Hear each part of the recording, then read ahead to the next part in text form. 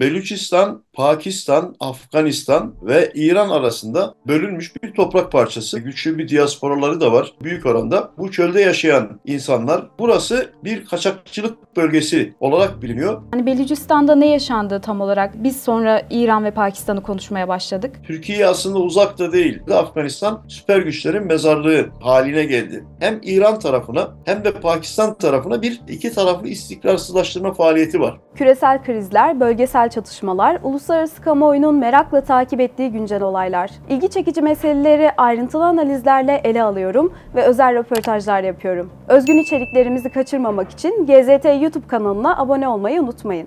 GZT Haber Merkezi'nden herkese merhaba. 16 Ocak'ta İran, dost ve kardeş olarak tarif ettiği Pakistan'ı hedef aldı.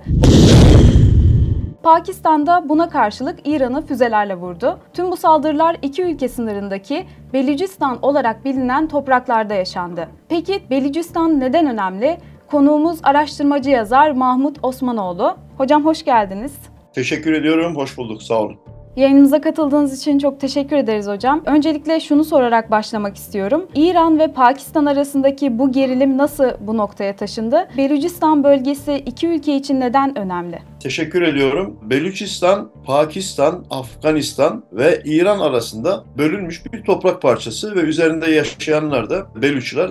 Belüçler bölgede üçe bölünmüş durumdalar. Bölgede yaşayan Belüç olarak nitelendirilen toplum.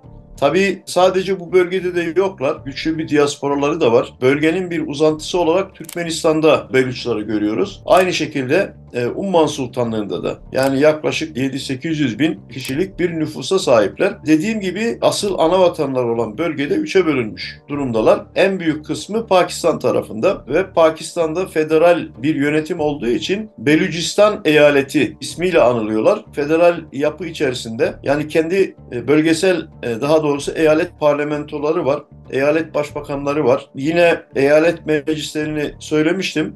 Aynı şekilde Pakistan Federal Meclisi'ne seçimlerde üye gönderiyorlar. İran tarafında ise İran'da bizdeki gibi aynı federal bir sistem yok. Merkezi bir sistem var. Bölge ismi olarak varlar. Sistan ve Beluçistan eyaleti. Burası tabii merkeze bağlı, merkezden yönetiliyor. Pakistan'a göre ya da Pakistan'daki Belüçler İran'a göre daha serbest bir şekilde bir eyaletleri var. Bu eyalet merkeze bağlı olmasına rağmen federal kabineleri var. Seçimlerde kendilerini yönetiyorlar gibi diyebiliriz. Çünkü federal yapı biraz da onu gerektiriyor. Nüfus olarak nüfusun büyük çoğunluğu Pakistan tarafında. Beluçistan eyaleti, Pakistan'ın 4 eyaleti var. Bu eyaletlerden yüzölçüm olarak en büyük olanı ama nüfus olarak da en düşük olanı. Çünkü Pakistan'ın 220 milyona yakın bir nüfusu var. Bunun içerisinde zannediyorum 14 milyona yakın bir Beluç Pakistan'da yaşıyor.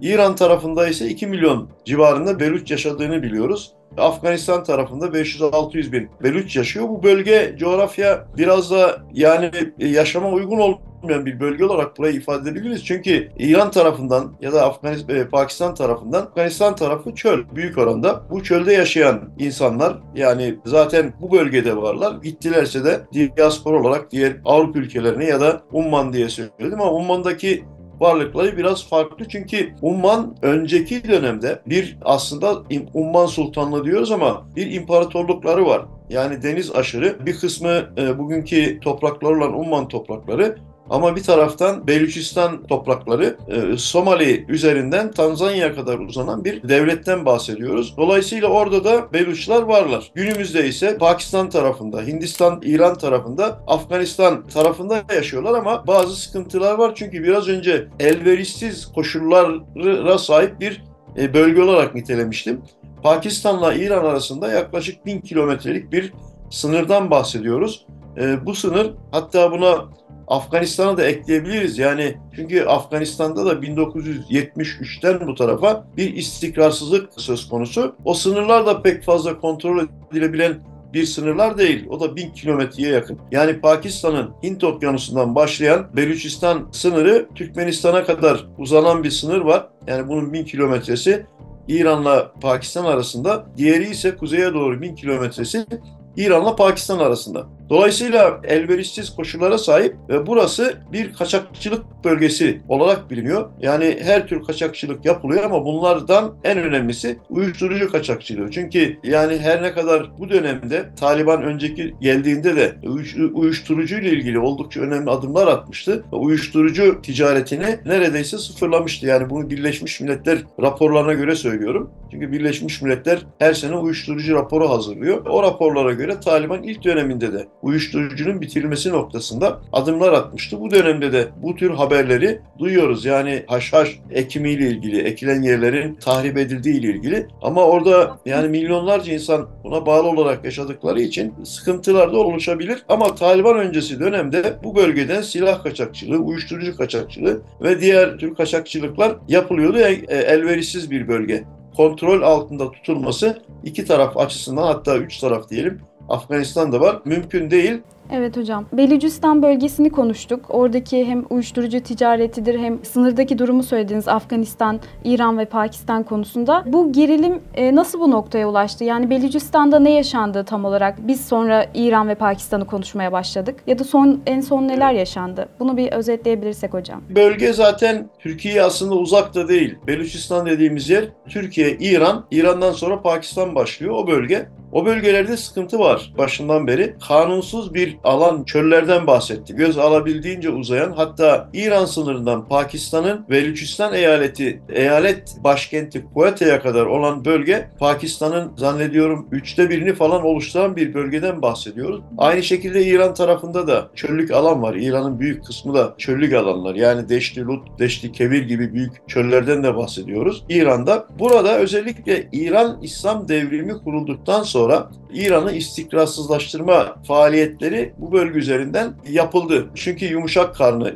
İran anayasal olarak bir Şii devlet. Yani bunu anayasasında mezhebinin Şii Caferi olduğunu ifade ediyor. Bu arada tabii Sünni Müslümanlarla ilgili sorunları da göz önüne alacak olursak bu bölge aslında İran'la ilgili bir yumuşak karın oluşturuyor ve buradan operasyon çekmeye müsait bir yer. Bu istikrarsızlaştırma faaliyetleri özellikle Afganistan'da Afganlar Sovyetler Birliği'ne karşı 79-89 yılları arasında bir mücadele yaptılar, bir cihat yaptılar. O mücadelenin başarıyla bitmesi ardından bu bazı örgütlere ilham kaynağı oluşturdu ve o bölgede Sünni örgütler İran aleyhine istikrarsızlaştırma faaliyetleri başlattılar. Bu bir tarafta. Yani İran tarafıyla ilgili ama diğer taraftan da Pakistan yeni bir devlet. Yani İngilizlerin alt kıtadaki bir hakimiyetleri var. British Raj olarak ifade edilen, yani Birleşik Krallığın Hindistan ayağı diyelim. Orayı bir valiyle yönetiyorlardı. O dönemde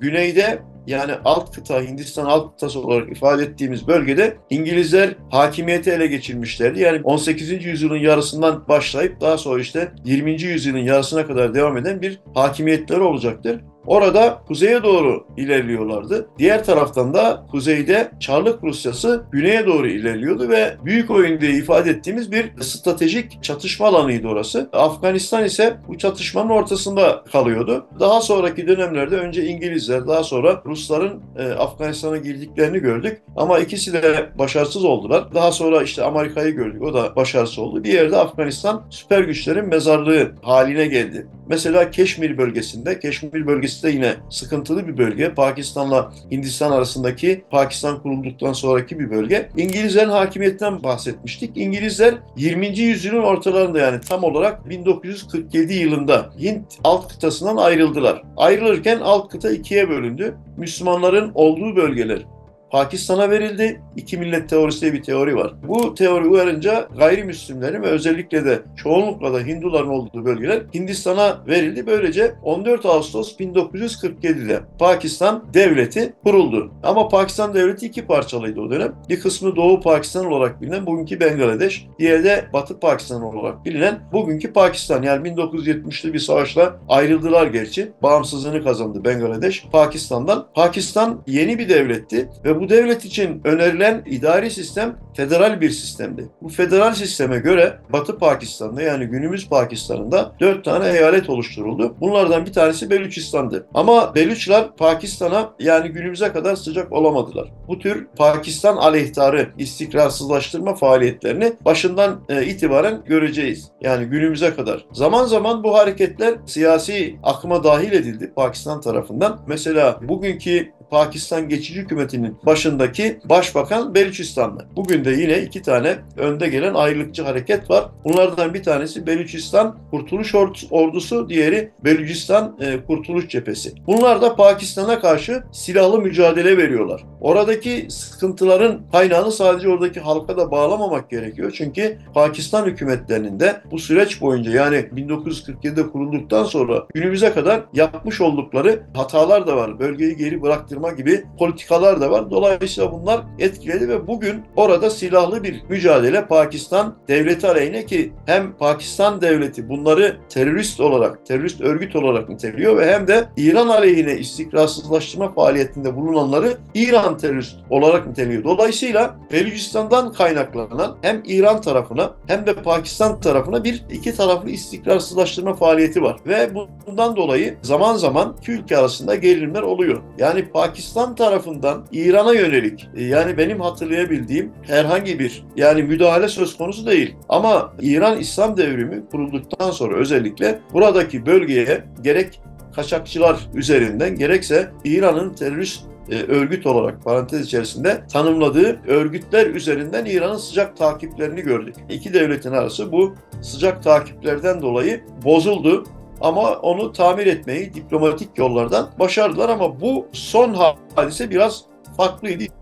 Hocam, birçok konu var. Çok teşekkür ederiz. Vermiş olduğunuz bu değerli bilgiler için, yayınımıza katıldığınız için çok teşekkür ederiz. Ben teşekkür ediyorum. Kolay gelsin. Evet, bugün araştırmacı yazar Mahmut Osmanoğlu'yla İran ve Pakistan arasındaki gerilimi konuştuk. GZT ekibi olarak sahadaki tüm gelişmeleri detaylı bir şekilde takip ediyor ve size aktarmaya çalışıyoruz. Siz de kanala abone olarak bize destek olabilirsiniz. Şimdiden çok teşekkür ediyorum.